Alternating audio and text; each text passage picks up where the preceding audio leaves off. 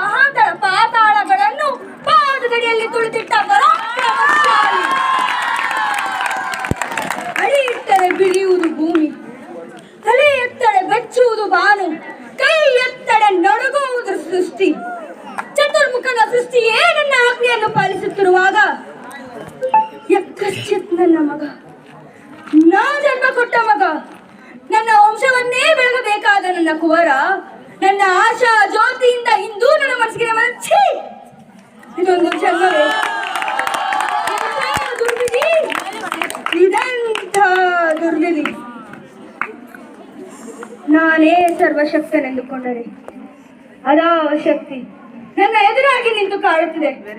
ಅದಾವ ಶಕ್ತಿ ಪುತ್ರನನ್ನೇ ಶತ್ರುವನ್ನಾಗಿ ಮಾಡಿದೆ. ಅದಾವ ಶಕ್ತಿ ನನ್ನನ್ನು ಎದುರಿಸುವ ಧೈರ್ಯ ತುಂಬಿದೆ. ಅದಾವ ಶಕ್ತಿ ನನ್ನ ಮುಖಭಂಗ ಮಾಡಿ ತಲೆ ತಗ್ಗಿಸುವಂತೆ ಮಾಡಿದೆ. ಆ ದುಷ್ಟನೇ, ಆ ನನ್ನ ಕುಲವೈರಿಯಾದ ಹರಿಯೇ ಇದಕ್ಕೆಲ್ಲ ಕಾರಣ. ಯಾವನು ಹರಿ, ಕಪಟಿ, ವಂಚಕಿ, ನನ್ನ ಮಗನ ಹೃದಯಾಂತಾಳವನ್ನು ಹೊಕ್ಕಿ ತಲೆಯನ್ನು ಕೆಡಿಸಿ ಮನ ಬಂದಂತೆ ಆಡಿಸುತ್ತಿರುವೆಯಾ? ನಿನಗೆ ಪೌರುಷವಿದ್ದರೆ, ಪರಮ ಪುರುಷೋತ್ತಮನೇ ನೀನಾಗಿದ್ದರೆ ಬಾ, ಬಂದು ನನ್ನ ಎದುರಿಗೆ ನಿಲ್ಲು. ನಿನ್ನ ಉದರವನ್ನು ಬಗೆದು ನಿನ್ನ ಕರುಳುಗಳನ್ನು